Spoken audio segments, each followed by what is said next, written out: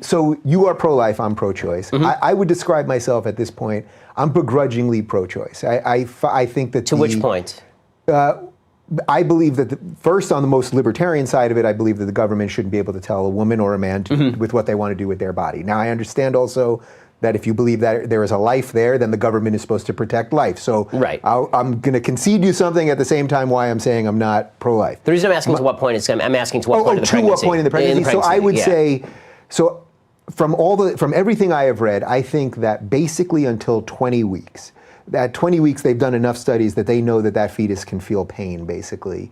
And that I would say at that point, I mean, this is where... So you're not actually pro-choice, right? I mean, you're pro-life beyond 20 weeks. Right? So because people who proclaim they're pro-choice are generally pro-choice all the way to point of birth. No, I've had people on the show who have told me that literally till the week before a 9-month term they're pro-choice. That's in the Democratic Party platform, yeah. Is it quite in the Democratic Party platform? To the point of birth is in the Democratic Party platform. That really is. Yeah. I mean, okay, so it's pretty radical. So that to me, that's true radicalism. Like that to me, look, if a normal pregnancy happens at 6 months for whatever, a woman gets in a car crash and whatever, and there's a pregnancy, a 6-month-old baby most of the time lives, but so I would argue that basically for the first 20 weeks that it's a shitty thing. It's an unfortunate, horrible thing that no one wants to do. Why? But I would say that the woman should be allowed to choose what to do with her body. So I'll ask you. So I'm asking you why on that. Why is it a bad thing? Why is it it's a terrible, terrible thing you said up to that point. Because so I do believe that, look, I can't tell you, no one can tell you where the genesis of life begins. So I do believe it is a life. Some of this is just a little bit of belief. No, that's fine. So, you're acknowledging that it's at least a potential life. Yes, and without question. But you think that the woman's right for any reason or for some reason to do an abortion? Well, this is where I wouldn't want the government moralizing people, and I wouldn't want the government telling people what to do. So in the best way that I can be intellectually consistent, I would say that for any reason up until 20 weeks, where science has proven the fetus can feel pain, that I think you should be allowed to have an abortion. After that, and here's where I think the real argument is, well, all right, if the government is now going to come in and say you can't have an abortion, does the government now owe you anything? Which I also think is a very untenable position, because I don't want the government having to give you things. Well, I mean, I can't. If I have a duty not to kill you, right? Yeah. I mean, I assume. Agreed. So if we agree on this, if I have a duty not to kill you, that doesn't mean I also have a duty to support you. I mean, you have a husband to do that. Right, but if it's Patreon that does that, actually. But if the government tells you, okay, so I get that point. But if the government tells you, right. But if the government says you cannot do this, and the government says I can't kill my child, but it's not my job to. It's not the government's job to support me in supporting my child. Right, but if you were trying to kill your child, I think the government has a right to come in and take away my child. Yeah. Right, and that's what the pro-life position would be: is that if you're trying to kill your child, the government has a right to come in and protect the child. Okay, so you think basically my position here is? I don't think it's perfectly. I mean, I think that you have to set. I think the beyond 20 weeks thing, you're going to have to do better as far as your rationale for not being pro-life, like formally pro-life, as in the government should restrict it. So square me on the libertarian part of this. Okay, so the libertarian part of this is that libertarians believe that life is worthy of protection. This is like the one thing government is supposed to do, right? It's supposed to stop me from killing you.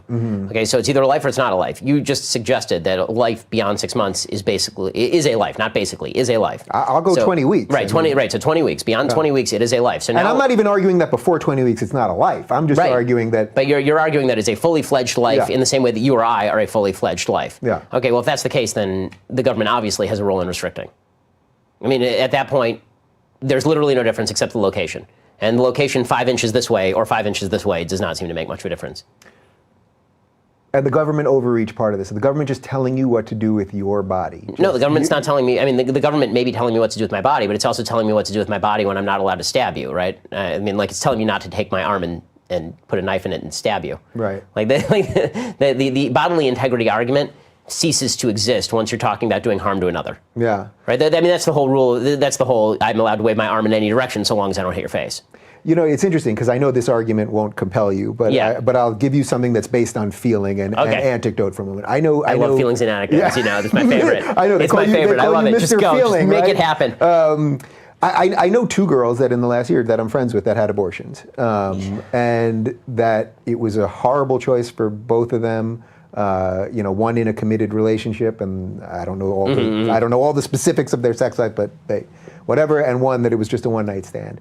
And in both cases, it was a gut-wrenching, horrible thing that they did, but they truly felt that in their own lives, that they either wouldn't be able to support the child, or in one case, it had a lot to do with finances, but in the other case, just at an emotional level and all that stuff. And the idea that we would then force them to do that, and then at the same time, where Republicans don't want to then offer any help. Again, I don't love the idea of government help.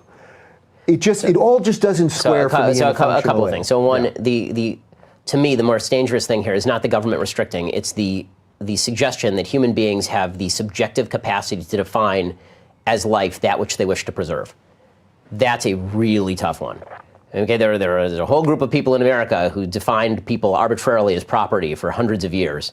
And if you said, the government's going to remove your property from you, the libertarian position, the way that you're articulating it, might have been, okay, well, they define that as property. Who are you to tell them that it's not their property, right? That black human being is not the same as a plow. And I'm not accusing you of being pro-slavery, but the argument is strikingly similar, in that once you say that someone gets to define a human life based on their own emotional state, that's a really dangerous place to be. There's got to be some sort of objective definition of human life at which time is protected, and you agree with that because you agree that it's past birth, right? But I'm saying that it's not past birth. I'm saying it's much earlier than that. And as far as the financial point, this is what adoption is for. Again, the difficulty that you will have in bearing a child, no one's ever ready, first of all, to have a kid.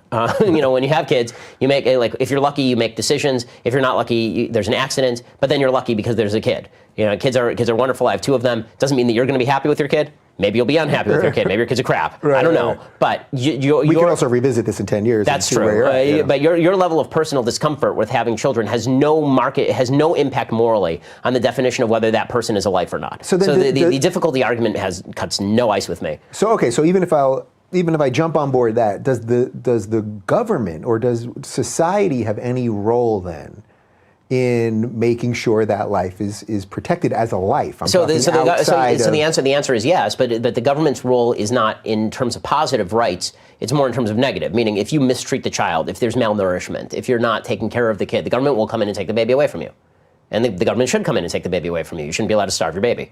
Right? Which is also, it's just hard for me to square that on the libertarian side. It's like, I don't want the government doing that. I don't want this kid malnourished or killed or abused or any of those things. But if you malnourish your kid, I assume that you're not in favor of the government leaving a kid in the house who's going to die of malnutrition. No, of course. What I mean is I would always prefer that's done by a local church. Of course. This is what religious communities are there for. My view of this, when it comes to charity, my view is you first go to your family, then you go to your church or community, then you go to the local government, then you go to the state government, then you go you move up the chain in terms of where you seek aid. But the abortion debate is really not a particularly complex one, and it's always been bewildering to me that people want to make it so complex. It's not. Bottom line is, if this is a life, if this is a thing of value, then your arbitrary decision that it is inconvenient for you does not trump the independent rights of that life. No. It's really that simple. And any attempt to obfuscate that, you're going to run into all sorts of problems that are equally applicable to adults. Right? As soon as you say that, I didn't want to have a kid because I can't afford the kid. How many couples can afford a kid when the kid's one? Right. Right. We're not ancient Spartans. We're not going to take our children and start throwing them off cliffs, right? It's not 300. This is in China, right? Yeah. The pro-life position, it seems to me, is it's pretty clear. I don't think that it's a vague argument. I don't think it's a particularly complex argument. I think that people try to make it more complex because they're looking for a way to make it more morally palatable or emotionally palatable for them to do something they want to do in the first place. What do you make of how sort of the left, or at least Hollywood, let's put this here, nobody ever has the gut-wrenching decision to have the child. Mm-hmm. Right? You only hear the stories about the gut-wrenching decision to terminate a child. You never hear the gut-wrenching say, I was really struggling with, should I have an abortion or not? And then I made the gut-wrenching and ultimately really difficult decision to have my baby. No, it always turns out that it's like, I was thinking about getting an abortion, then I decided that was a bad mistake, and then I had the kid and it's been great. Right? It's never gut-wrenching to choose to have it. You only hear people speaking in the terms of gut-wrenching and difficult and all the hassle I had to go through to make this decision when they make the eventual decision that they want to have an abortion, which says to me a lot of people know deep down that they're doing something that has moral weight. And they don't want to acknowledge it, so instead they just rewrite the logic and say this thing has no moral weight at all. And this is why I was asking you at the very beginning, why is it bad that somebody has an abortion at 19 weeks? Right? If you acknowledge. I am acknowledging. I know. Yeah. And if you take the safe, legal, and rare position, this is why I think the Democratic Party position from the 90s makes no sense. When they say safe, legal, and rare, the question is why rare? You wouldn't say removal of a polyp, safe, legal, and rare. You'd say safe and legal, right? I mean, it's a polyp. If your position is a baby's not a baby, then who cares if you kill it? If your position is the baby's a baby, then you got a whole world of hurt on your hands, morally speaking, by saying it's okay to kill it. Yeah, and as I would have said to you when we started this portion of the conversation, I mean, this is why I say begrudgingly. Yeah. I'll get you over here eventually. Yeah. All right, we'll do this again. I'll keep battering you on this issue. I'm nothing if not flexible mentally, you know?